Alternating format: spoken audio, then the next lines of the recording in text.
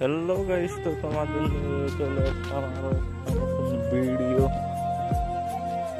তোমরা ভিডিওর মধ্যে দেখছো তো আমি খাস ব্লগ ভিডিও করতেছি। তো তোমাদের কাছে একটাই রিকোয়েস্ট থাকবে, তোমরা অবশ্যই সাবস্ক্রাইব করতে কিন্তু ভুলবে না।